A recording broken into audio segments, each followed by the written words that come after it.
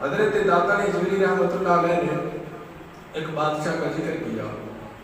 ابو مسلم نام کا بادشاہ تھا. تو بزرگ تھے شیخ احمد. انہوں نے ساری زندگی کوئی سوال نہیں کیا, کسی قسم کا سوال نہیں کیا. اور حضور نبی کریم صلی اللہ علیہ وسلم نے فرمایا کہ جو بندہ اپنے پر سوال کا دروازہ کھول لیتا ہے, مانگنے کی عادت ڈال لیتا ہے, اللہ تعالیٰ اس کی عادت کو ویسے قائم کر دیتا ہے. وہ ساری زندگی مانگتا رہتا ہے, سائل بن جاتا ہے, مانگنے والا بن جاتا ہے. فرمایا کہ اپنے اوپر مانگنے کا دروازہ نہ کھلنے دینا. رب پہ یقین کرو, اللہ رب العالمین کے ساتھ اتنا کامل یقین کر لو کہ تمہیں دنیا سے مانگنے کی ضرورت ہی نہ پڑے. تو ابو مسلم بادشاہ تو شیخ احمد رحمۃ اللہ علیہ, آپ نے اپنی ساری زندگی کوئی سوال نہ کیا.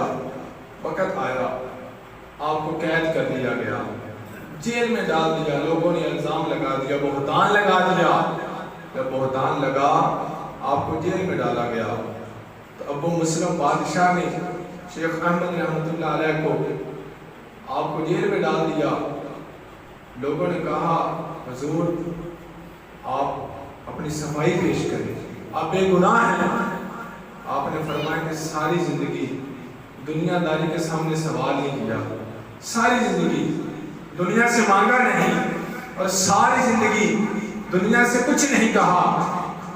تو آج بھی میں دنیا سے کوئی سوال نہیں کروں گا, کیونکہ میرا رب بھی جانتا ہے اور میرا مصطفیٰ بھی جانتا ہے کہ میں بے قصور ہوں, میں بے قصور ہوں. حضرت شیخ احمد رحمۃ اللہ علیہ آپ جیل میں ہیں, رات ہوئی. ابو مسلم بادشاہ سو گیا, خود تو سو گیا لیکن مقدر جاگ گیا. خواب میں حضور تشریف لے کے آئے اور آ کے سرکار نے فرمایا کہ ابو مسلم, اے ابو مسلم, تو نے ایک اللہ کے ولی کو قید کر دیا, تو نے اللہ کے ولی کو قید کر رکھا ہے. ابو مسلم اٹھا, کھڑا ہوا, اپنے بستر سے اٹھ گیا.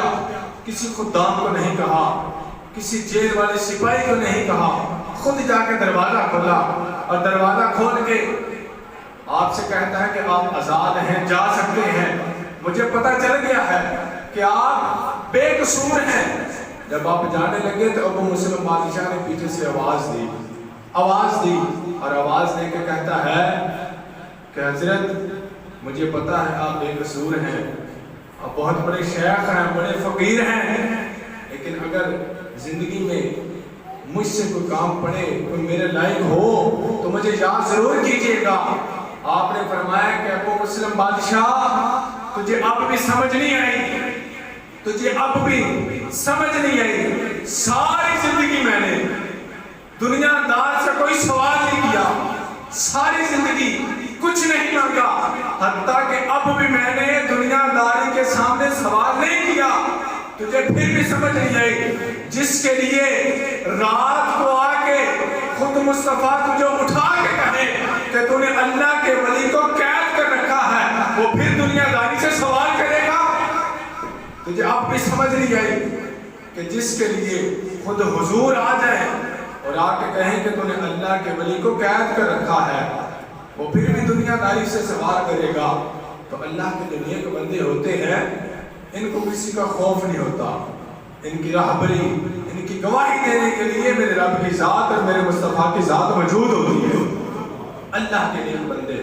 اور حضرت ابراہیم بن ادم رحمۃ اللہ علیہ بہت بڑے ولی گزرے, صوفیاء میں آپ کا نام ہے.